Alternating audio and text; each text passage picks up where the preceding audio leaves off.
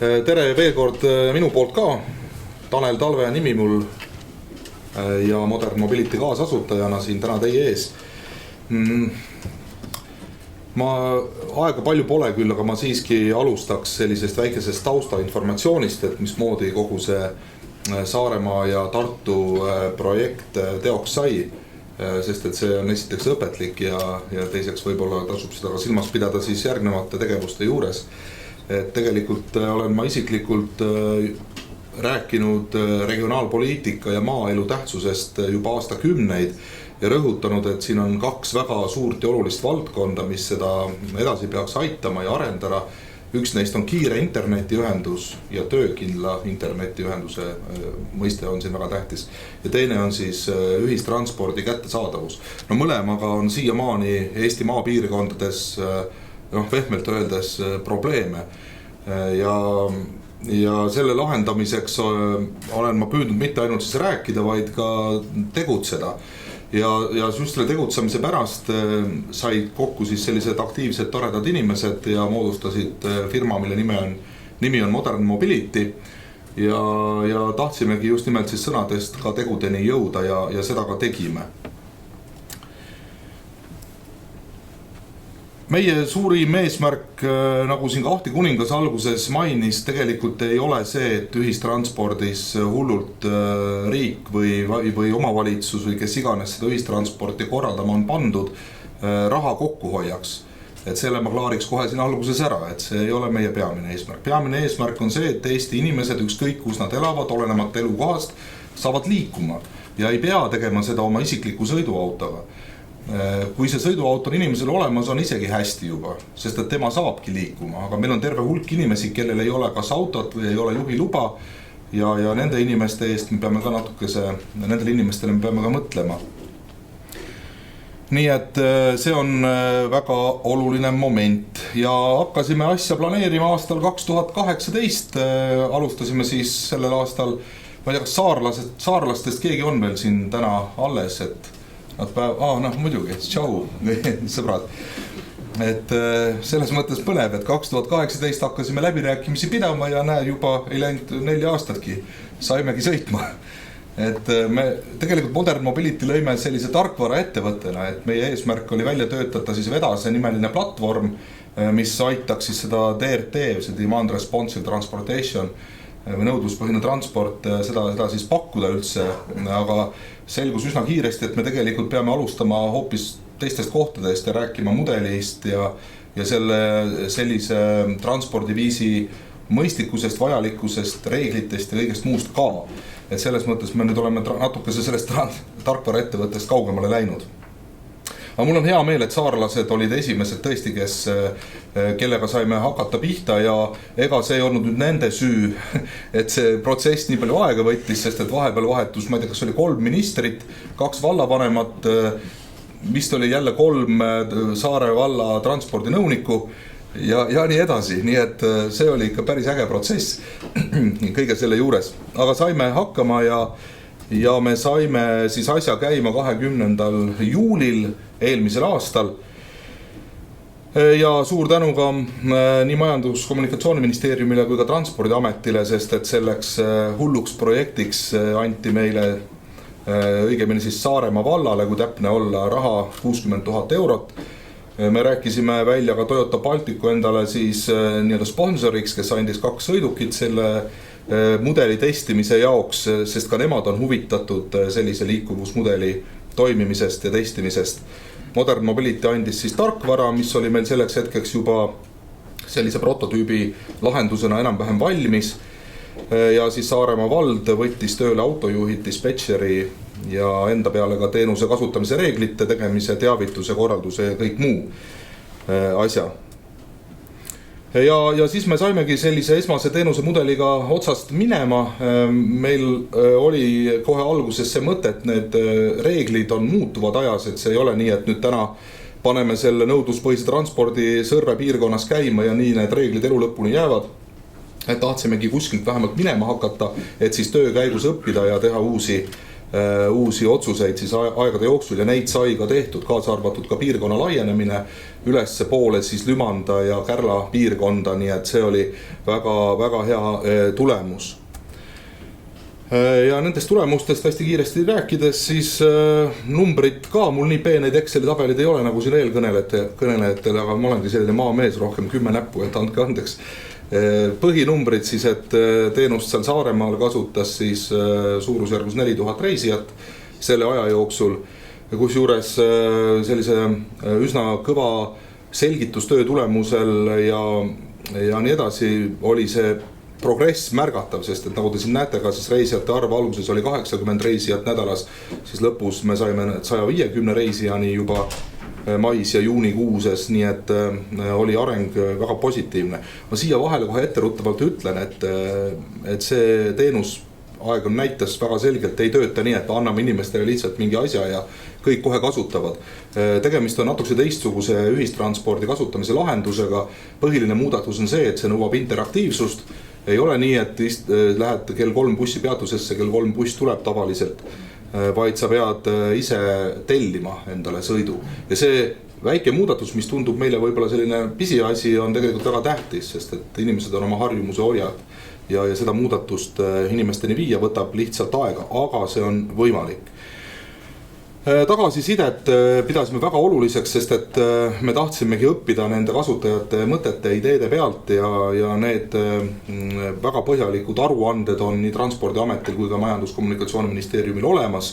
Et siin on lihtsalt üks väikene väljavõte, et rahulolu selle teenusega oli isegi minule üllatuseks ülipositiivne, sest ma kartsin ikka alguses sellist väga suurt vastuseisu, et nüüd võtate meilt midagi ära ja panete mingid imelikud asjad tööle. Ja siis öeldi, et kes siin ikka seda oskab kasutada ja mina ei tea, meil oli vanuseni 86 vist oli seal kõige vanem inimene, kes ütles ka, et väga lihtne, arusaadav, töötab hästi, olen väga rahul. Nii et see legend, et meie inimesed ei ole nii nutiteadlikult, eriti maapiirkondades, et see ei vasta kindlasti tõele, inimesed õppisid selle väga kiiresti ära, hakkasid kasutama. Nüüd, kuna aega väga palju pole, siis ma tahaks kindlasti peatuda ka meie teisel pilootprojektil, mis siis leidis aset Tartus, et siinkohal suur tänu Tartu linnale. Te olete tõesti minu meelest üks ägedamaid linnasid siis Eestis, kui mitte terves Euroopas või maailmas, et selliste hullude ideedega näit koos saarlastega siin kaasa olete tulnud. Tartus me siis alustasime sõitmist natukese teistel põhimõtetel, et kui Saaremaal me alustasime dispetšeriga ainult, ehk siis sõite sai tellida helistades. See oli ka meelega nii tehtud, sest et tahtsime, et inimestele see asi kohe liiga võõras ei tuleks. Siis Tartus me dispetšeriga ei hakanud jändama väga, vaid panimegi üle nii-öelda äppi siis asja tööle. Ja neid numbreid teil siin ees on, et 6500 reisijat siis septembris, nüüd on 800 reisijat olnud, et väga head tulemused jällegi. Inimesed on selle omaks võtnud ja asi töötab. Ja siis 85% tervelt kõigist tellimustest tuleb siis selle rakenduse kaudu. Ehk inimesed ise siis tellivad oma nutiseadmest või arvutist või kust iganes. Ja ühistranspordi kasutajate arv on suurenenud selles piirkonnas tunduvalt, mis näitab siis kindlasti seda, et kui sa annad inimesele tema vajadustele vastava ühistranspordi, siis see ühistranspordi kasutatavus suurenebki. Et ega siin mingit raketiteadust ju ei ole.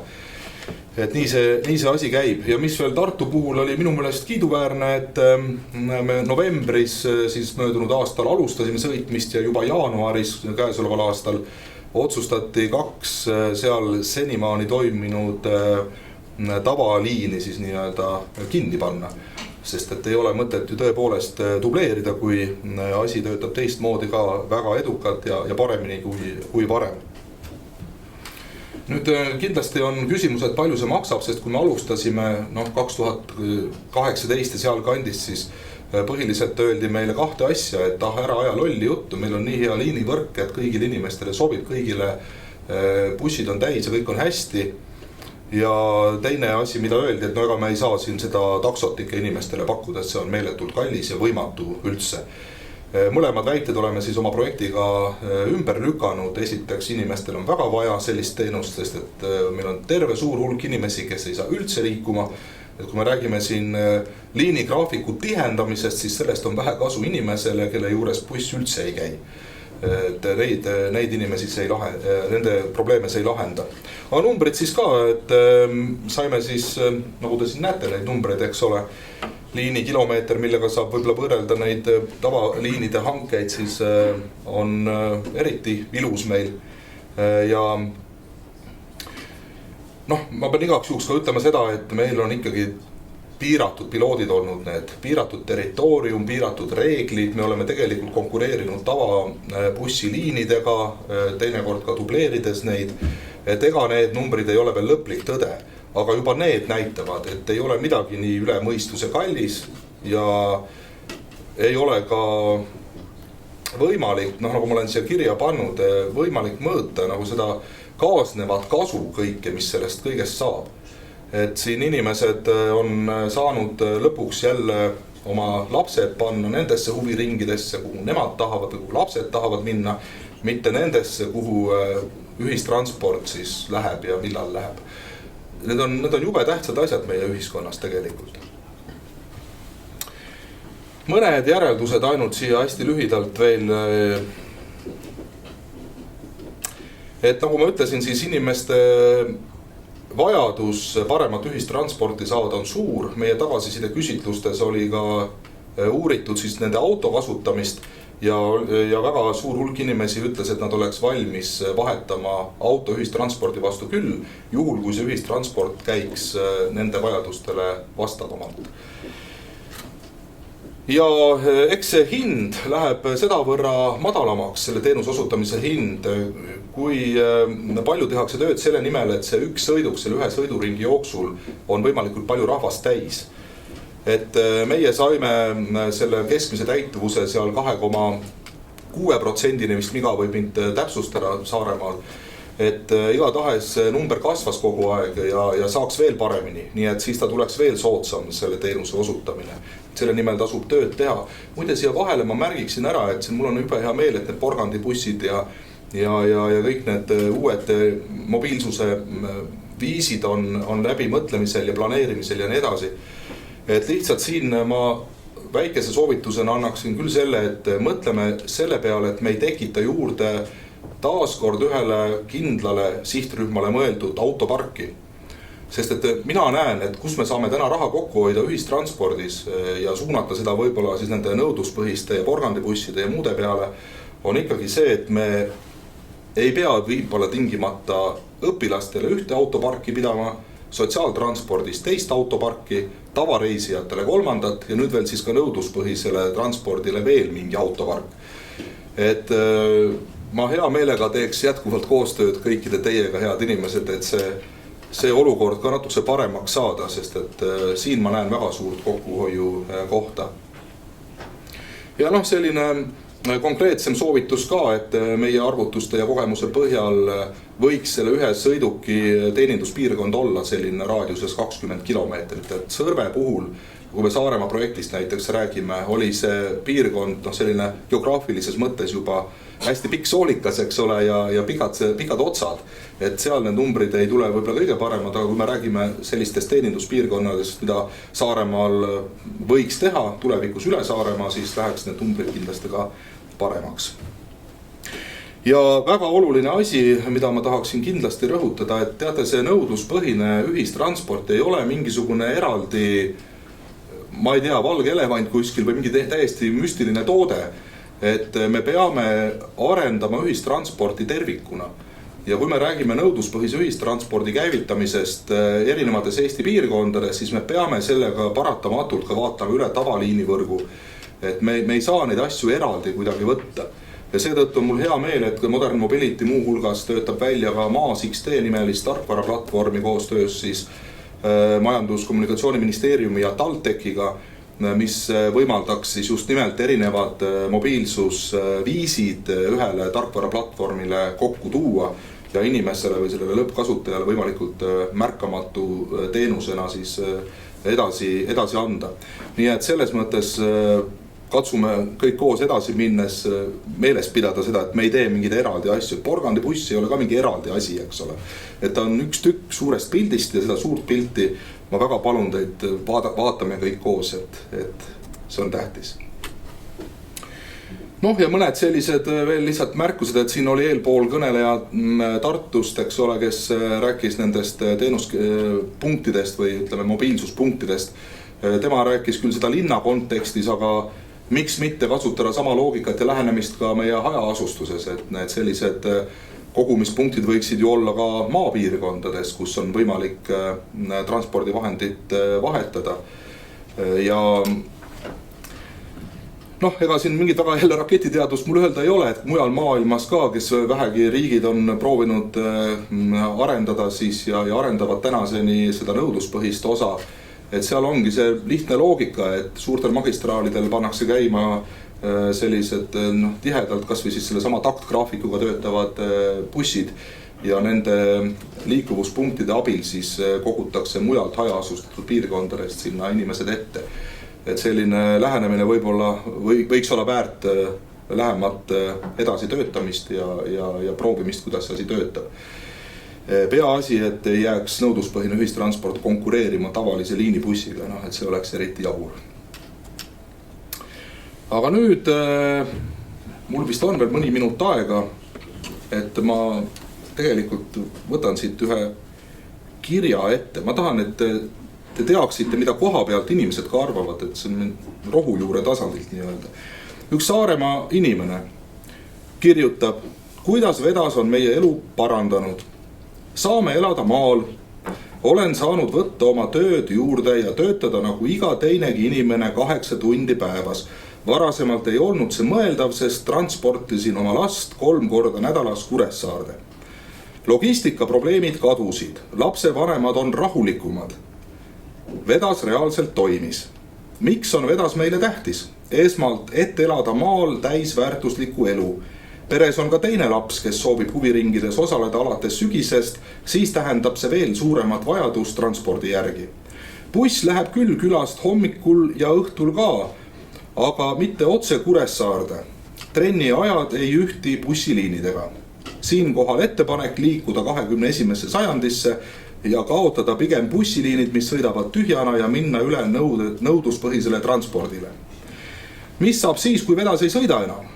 Nüüd oleme valiku ees, kas jätame lapsel trenni ära või vähendame oma töökoormust. Kumbki nendest lahendustest ei sobi meile. Hetkel tundub, et maaelu ei ole ikkagi lastega perede jaoks ja peame mõtlema linna kolimise peale. Mitte ainult mõtlema, vaid ka reaalselt tegutsema. Võib mõelda, et maakoolides on ka ju olemas huviringid. Noh, tegelikult ongi, aga kui huviringis on koos õpilased 1. kuni 9. klassini, siis erilisest arengust seal rääkida ei saa. Enne vedase alustamist arutasime samuti, et aeg on linna kolida, sest lapsi maalt linna ja tagasi transportimiseks on vaja ühe vanema poole kohaga töökoormust. Nüüd oleme taaskord oma mõtted suunanud linna kolimise peale. Et lihtsalt selline minu jaoks oluline asi ja ütleb seda, miks me seda kõike teeme, et veel kord see raha kokkuhoid ühistranspordisüsteemis ei ole peamine, vaid me saaksime ühiskonnana palju toredamaks, õnnelikumaks ja tervemaks, kui me inimestele pakuksime tõesti toimivat nende vajadustele vastavat ühistransporti. Nagu meie sõber Washingtonist ka siin mõni hetk tagasi rääkis, siis tõsi ta on, et Eesti eriti maapiirkondade inimeste kulutused ühistranspordile, rääkimata energiast, on viimaste aasta jooksul nii suureks kasvanud, et neil on tõesti vaja midagi teha. Ja see, et meil on nüüd täna kasvanud ühistranspordi kasutatavus ka olemasolevatel liinidel, te küsige nende inimeste käest, kas see ikkagi tegelikult vastab nende vajadustele ka see tänane liinivõrk. Nad kasutavad seda rohkem lihtsalt sellepärast, et muud ei jää enam üle, enam ei jaksa üldse oma autot pidada. Aga lõpetuseks hästi kiiresti 2 minutit, et ma näitan teile meie autojuhti ka, see on äge vees. Et siis te vaatan, kas see käima läheb. Teisel lehe peal. Aha, see on vist siin, jah? Ja. Et me lähme nüüd otse ülekandes Saaremaale korraks. See on siis autojuht, keda me hüüdsime ise kogukonna autojuhiks, sest et selle teenuse juures on jube tähtis see, et sa usaldad oma lapse selle inimese hoolde, eks ole, et ei ole anonüümne vunts kuskil, eks ole. Tanel, kui me Saaremaale talvi pole? Ja on jah, seal on lubi maas. Nõudetransport Saaremaal toimib ja väga hästi toimib. Mul on iga hommiku hea meel minna tööle, teades, et ma olen inimestele vajalik. Ja sama hea ja naerusuisena tulen ma ka koju.